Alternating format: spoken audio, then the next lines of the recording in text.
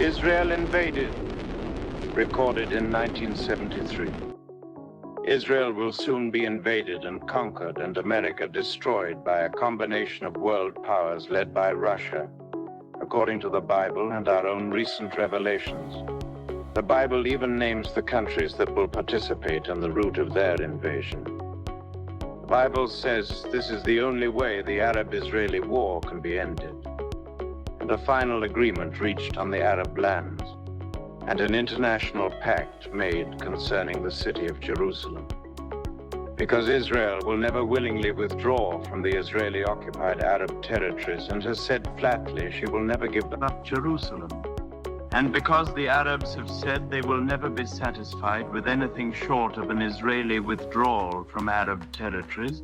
including and particularly Jerusalem,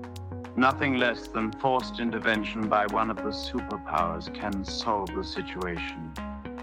Since Israel is an American colony and America's only beachhead in the Middle East, aimed at the Arab oil fields, America will fight for the possession of Israel and Arab oil. Neither Russia, Asia, Africa, nor even Europe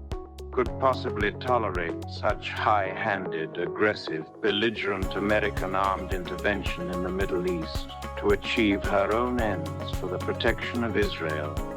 and complete American domination of the entire Middle East and North Africa to the very borders of Russia. Russia and the Middle Eastern nations, with the help of other Asian and European powers, will confront such an American threat or attempt by their own armed invasion of Israel to put a stop to it and end the Arab-American-Israeli war, restore the Arab lands to their rightful owners, reinstate the rights of the Arab Palestinians with self-determination, and make Jerusalem an international religious capital of the world by a specific pact enforced on the participants by this combination of world powers and its coming world dictator. So the Bible says, and it's going to happen, and it has to happen soon. Since the Arabs are now agreed, united and determined, backed by Russia, Asia, Africa, and Europe, that America must persuade Israel to withdraw, and since America will never force Israel to do this, and her economy will collapse without the oil, America herself will feel forced to fight for Israel and Arab oil. The rest of the world will be forced to destroy America to stop her, and invade Israel to enforce a settlement and an end to this perpetual irreconcilable war between American-Israeli interests in the Mideast and the conflicting interests there of Russia, the Arabs, and the rest of the world. So the Bible tells us the whole conflict will be settled by the destruction of America and the invasion and conquest of Israel by Russia and other supporting world powers. And it will have to happen soon, because neither America nor the rest of the world can go much longer without that vital Arab oil. Because of these totally irreconcilable differences between selfish American and Israeli interests and those of the rest of the world, a peaceful settlement is utterly impossible,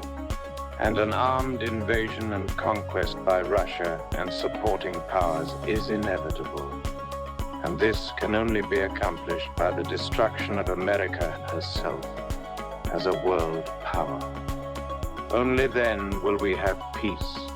and one world government and a proper apportionment of the world's resources, from each according to his ability and to each according to his need, of both fuel and food and other necessities, and an end to the waste of world supplies and environmental pollution.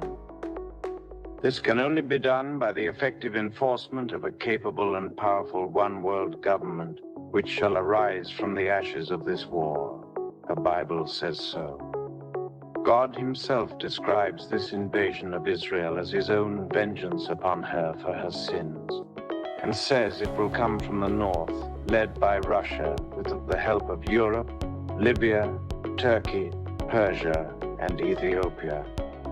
If you will look at the maps, you will see that the southern border of Russia is only 600 miles from Israel. But any major invasion force would have to be permitted to pass through either Turkey or Persia or both, as well as Iraq and Syria, which are already under Russian control. Libya and the other Arab states will, of course, assist, and Ethiopia will help them to continue the Red Sea blockade at its narrow straits between Ethiopia and the Arabian Peninsula. While Egypt renews its drive across Sinai, the invasion forces from the north and east will split into a two-pronged attack from Bosra, just inside the southern border of Syria, through Jordan and the Arab territories toward Haifa and Tel Aviv.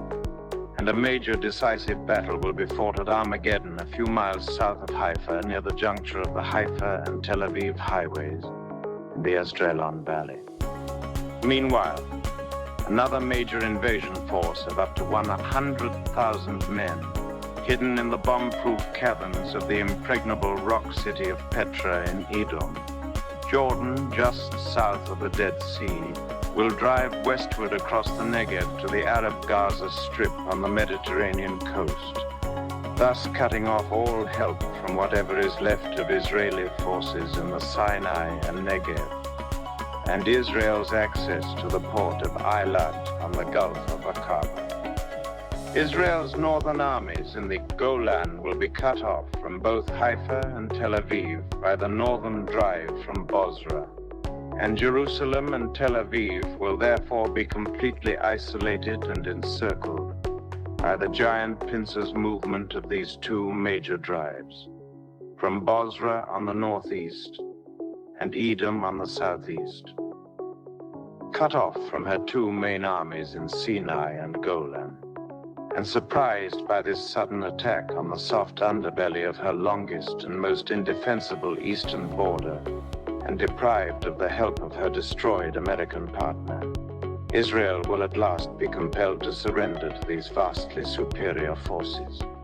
and be forced to return Palestine to the Arabs under international rule, with Jerusalem as an international world capital. The Bible describes all of this in detail, and if you want to read it for yourself, you can find some of the most outstanding passages on the subject in Isaiah 63, Ezekiel 38 and 39, Daniel 8, 9 and 11, Luke 21 and Revelation 11, 13 through 17 and 18, as well as many, many others, all of which agree on these same major events and their outcome. Prophecy. For very soon shall all these things be fulfilled. Be thou faithful therefore unto death, and I will give thee a crown of life. And fear not them which would destroy the body, but rather fear me, which can cast both thy soul and body into hell, if thou shalt not obey me, even as these which have rebelled against me for many generations. For indeed, Babylon, the whore, shall be destroyed with great suddenness. Within 1 hour shall all these distresses come upon her. Babylon, O Babylon,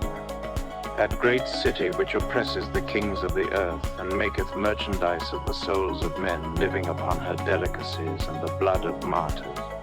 shall indeed be destroyed by the hand of God and the hand of man for her iniquities, to deliver the earth from her that would destroy her. Behold, these two shall be destroyed together for their sins against me, that I may deliver the earth from their iniquities, and destroy them which destroy the earth, that it may be saved.